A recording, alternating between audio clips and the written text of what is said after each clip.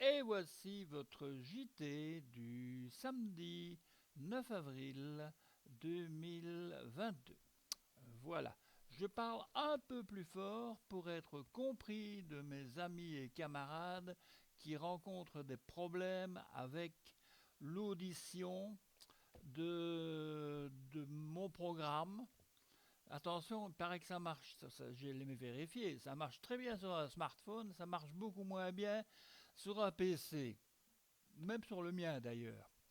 Donc voilà, mesdames et messieurs, le JT commence. Donc vous avez entendu le générique, toujours très original, et je vais aujourd'hui vous parler non pas de la Covid, ou un petit peu quand même, mais pas de l'Ukraine, mais un petit peu quand même, et surtout de la France.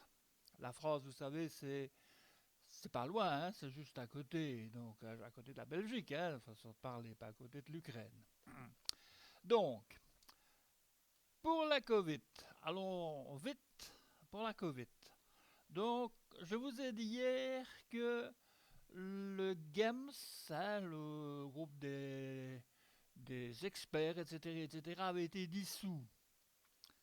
Mais on apprend par la Gazette d'aujourd'hui que M. Van der Gucht, qui est un des responsables du GEMS, a dit qu'il fallait peut-être penser à revenir au code orange, orange, donc pas jaune, orange, parce qu'il y a une recrudescence des cas de nouvelles contaminations qui, heureusement, selon lui, ne toucherait pas la Flandre, en tout cas serait en diminution en Flandre.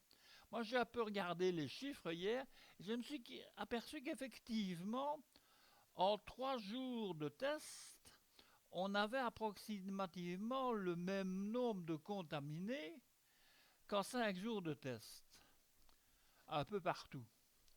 Ce qui veut dire en clair qu'il y a plus de cas, hein, l'un dans l'autre, hein, 5 autant, bon voilà. Donc, quelque part, méfiance, le nombre de cas augmente. Et alors, si on repasse en code orange, ben en code orange, ça veut dire quelques restrictions et notamment on le croyait perdu à tout jamais, du CST. Hein, voilà, le CST est écrit dans le journal, hein, mais également de diverses mesures comme le masque à l'école, etc., etc., et quelques babioles en tout genre. Voilà. Donc, mais tout ça va dépendre des prochains chiffres que nous n'aurons, nous, petits citoyens, que mardi, si Cienzano le veut bien, et surtout le ministre de la Santé publique, qui a maintenant d'autres chats à fouetter, des chats d'Ukraine. Mais enfin, c'est une autre histoire. Bon, alors, je vous avais dit que je vous parlerai d'Ukraine. Un tout petit peu. Eh ben, c'est un tout petit peu. Aujourd'hui, un article de journal où une dame de Liège, que je connais, qui s'appelle Bérénice Gillot. Bérénice est une humaniste. Moi, je l'aime bien, Bérénice, ça fait des années que je la connais, hein, surtout sur le net, objectivement, bien que je l'ai déjà rencontrée. Mais Bérénice, c'est une humaniste qui a décidé comme un petit colibri, de faire son œuvre pour aider les Ukrainiens en fuite, les réfugiés ukrainiens arrivant ici en Belgique. Au départ, elle voulait bien accepter une femme dans l'espèce d'appartement qu'elle occupe dans le quartier nord, à Liège. Et puis finalement, on s'aperçoit qu'elle héberge non seulement une femme, mais également les 2 enfants de cette femme, 2 enfants qui sont quand même des filles, qui sont, d'après la photo de la Meuse en tout cas, d'après la photo, ce ne sont pas des gamines, ce sont des femmes, quoi, déjà. Hein. Bon. Donc elle héberge 3 adultes, et ces 3 adultes sont obligés, par la force des choses, d'aller faire des démarches un peu partout, dans divers ministères et autres. Et ce qui a été obtenu, c'est bien quand même, c'est que leurs frais de déplacement en train seraient remboursés.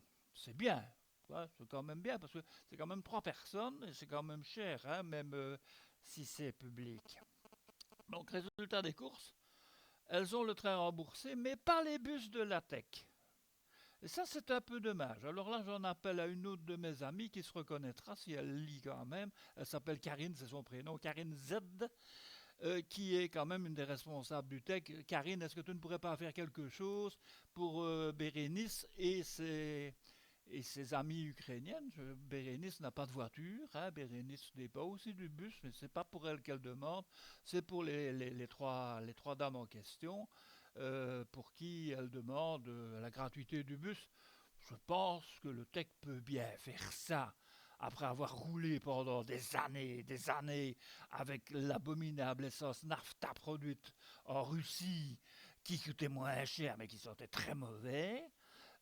Quand même, le tech peut faire ça, un petit geste, allez, un petit geste pour les réfugiés ukrainiens. Voilà, donc ma séquence Ukraine est passée. Alors maintenant, j'en viens à ma séquence actualité actuelle. Actuelle parce que demain aura lieu en France le premier tour des élections présidentielles. Et il y a 12 ou 13 candidats, c'est beaucoup. Il y en a autant à droite qu'à gauche. Donc, autant à droite qu'à gauche, ça veut dire que les têtes, entre guillemets, de série vont devoir se farcir le vote perdu de ceux qui sont en dessous. Par exemple, Macron aura du mal parce que Pécresse qui est la représentante de la droite, ben, appelle à voter pour elle et pas pour Macron. C'est embêtant pour Macron, et voilà qu'il a une perte. Bon, évidemment, Macron, il a surtout des pertes du fait de sa mauvaise politique, de sa mauvaise gestion pendant 5 ans, mais les gens aiment encore bien de se faire blouser par un mec comme ça, qui en plus de ça a eu le courage d'avoir une dame âgée comme épouse, et en plus, pour certains, a toujours une belle gueule. Même moi, j'aime pas sa gueule, mais enfin, chacun ses goûts. Alors, donc, à droite, il y a le phénomène Zemmour, les amours de Zemmour. Zemmour va prendre inévitablement des voix à Le Pen. Hein, Le Pen, la fille du Borgne. Hein, bon, la fille du Borgne, qui fait des grands sourires maintenant, qui aime les chats, qu'on voit sur les marchés, qui est super sympa, qui est une femme, une vraie, n'est-ce pas, et non pas une mijaurée qui court les meetings de Mélenchon, par exemple. Enfin, voilà. Donc, à droite, ils ont quand même des problèmes avec leurs extrêmes. Quoique, ouais, bon, ils sont quand même forts à l'extrême. Hein, quand je vois certains comme Dupont-Aignan ou encore, comment il s'appelle encore, j'ai oublié, Bruno Le Maire, ces gens-là, c'est pas vraiment fameux. Hein. Bon, alors, alors là, c'est inimaginable. Inimaginable. Pensez un petit peu que le glorieux Parti communiste des années 30-40, qui était le fer de lance de la Révolution, n'est plus le fer de lance de la Révolution. C'est même plutôt un bout de ferraille dans le coin qui ne fonctionne plus, tout rouillé et tout. Bref, le glorieux Parti communiste veut une fois plus se présenter aux élections et à son candidat, le petit cadet Roussel. Enfin, non, il ne s'appelle pas le petit cadet, mais Monsieur Roussel, camarade Roussel. Je l'ai vu à la TV l'autre jour. Il a dit des choses sensées et il a dit des choses bizarres. Je ne comprends pas comment mes camarades, parce que je suis toujours des camarades, hein, comment mes camarades communistes français peuvent soutenir les centrales nucléaires. Là, je ne saisis pas. J'ai du mal quand même avec ça. Hein. Bon, je ne sais pas où la pièce de l'écologie est tombée dans leur crâne. Hein, vous savez, sur les cochons, au-dessus, il y a une petite fente, on met la monnaie dedans. Eh bien, chez les communistes français, je ne sais pas où est la forte qui permet d'introduire des idées bizarres. Enfin, bref. Comprenne qui pourra. Humour, hein, c'est pour les gens qui ne comprennent pas mon humour. Voilà, je me disculpe.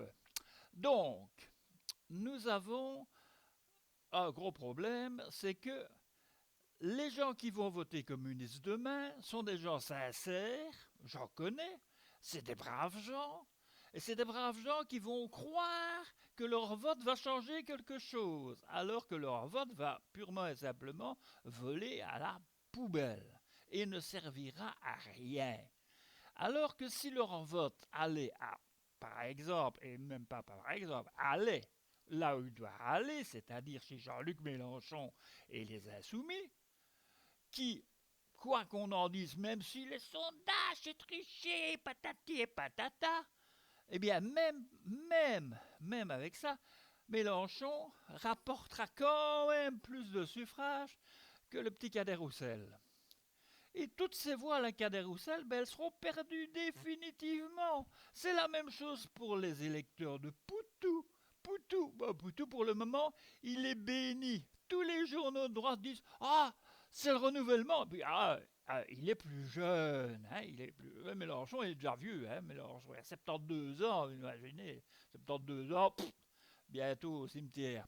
Donc, Poutou, il est jeune et il est sympa, et puis bon, il tient des propos de gauche, hein, puisqu'il veut faire l'union de la gauche après les élections.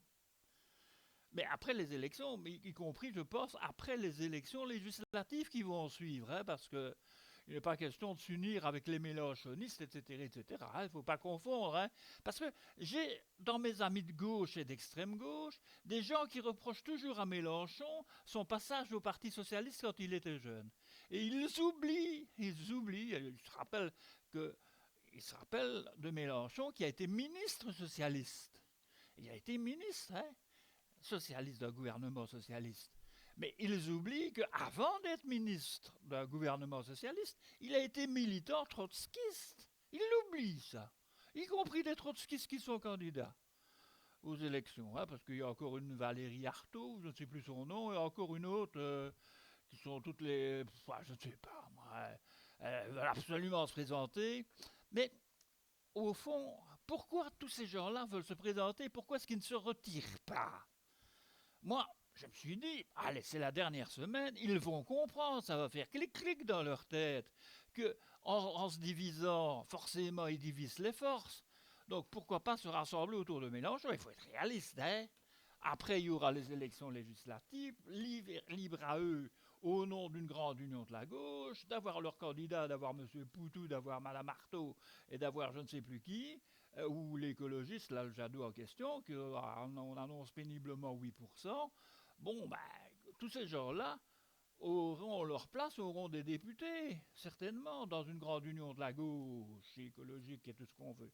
C'est un peu difficile, une gauche écologique, avec dedans les communistes et les écolos qui n'ont pas la même position sur les centrales nucléaires. Mais enfin, bon. Donc, ça, c'est mon analyse, hein, je précise, ce n'est pas l'analyse qui m'a été dictée par le comité central ou par Vladimir Poutine ou les restes de l'autre Vladimir Ilyich Ulyanov, dit Lénine. Hein. Non, c'est dans ma tête, enfin, c'est mes neurones qui bougent encore. Tiens, ils bougent, bonjour. Bon, voilà, donc, pour revenir à ce que demain, tous les instituts de sondage les plus sérieux, hein, parce qu'il y en a qui sont dits moins sérieux, disent, les sondages, que Macron pourrait passer au premier tour. Ça, c'est la première nouvelle. Macron pourrait se taper 54% des voix. Alors là, je sais pas. Il y a un stud. Il y a un deuxième sondage qui dit, sur le même pied d'égalité quasiment, Macron et Le Pen. Et au total, ça fait 50%. Les 50 autres pourcents, c'est les abstentions et les autres candidats. Et dans les autres candidats, il y en a même certains qui mettent, c'est rigolo, hein, qui mettent avant Mélenchon, à Zemmour, hein, ils mettent Zemmour en troisième position, et ils mettent aussi parfois même, sur certains, le Cadet Roussel. Vraiment, c'est des instituts de sondage les plus sérieux. Alors, bon, Il y a des instituts de sondage qui disent que Mélenchon sera troisième, quoi qu'il se passe, il sera troisième. Et, et que c'est vrai que si on additionnait le PC, etc., etc., ben il serait deuxième. Il serait deuxième, donc il serait en liste contre Macron, puisque c'est Macron qui serait de toute façon, enfin, pas élu, mais éligible du premier tour. Et ça arrangerait bien certaines personnes, quelque part. Mais il y a le problème, il y a Zemmour qui est de l'autre côté. Donc, qu'est-ce qui va se passer? Quels vont être les reports de voix? Et qu'est-ce qu'on ne va pas encore jeter à la frimousse de mon camarade Mélenchon de ne pas appeler à voter pour le candidat Macron, hein, pour éviter l'avenue de l'extrême droitière Marine Le Pen, hein, parce que c'est comme ça que ça fait. Hein, les journalistes sont déjà en train de penser à leur page, à tout ce qu'ils vont écrire à partir de lundi et toute la semaine prochaine pour vendre leurs kilos de papier, leurs kilos de mensonges, de conneries, d'articles de journaux avec des articles publicitaires, etc., etc. Bon. Donc, ça nous promet encore une belle foire d'empoigne et, et en définitive, certainement pas des matins qui chantent. Hein. Le, des matins qui chantent, oui, fort probablement. Bon, enfin, que voulez-vous, hein, c'est la vie, c'est comme ça. Voilà, je vous ai donné mon petit avis sur 3 sujets de société. Demain, je reviendrai peut-être pour vous faire JT spécial sur base des tout premiers résultats, vous savez, ceux qui sont publiés avant que les bureaux de vote ne soient dépouillés. Et ça, c'est la qualité de la Belgique. En Belgique, on peut avoir les résultats avant la France. Et comment est-ce qu'on fait? Ben, c'est fort simple. Demain, avec la Terre qui est ronde, avec le décalage horaire, certains départements d'outre-mer auront fini de voter alors qu'on votera toujours en France. Et les résultats partiels de ces votes, des dom-toms comme on dit, serviront de base à une savante machinerie fumigène, fumigène parce que c'est de la fumée qu'on lance, et fumiste parce que c'est pas sérieux du tout, mais enfin, qui viendront hop, étayer un score estimé probablement d'autant de voix pour l'un et d'autant de voix pour l'autre, le tout exprimé en pourcentage, bien sûr, mais qui traduira quand même avec le nombre, attention parce que là ça devient très scientifique, hein, avec le nombre d'abstentions qui seront comptabilisées sur toute la France un peu avant la clôture du vote.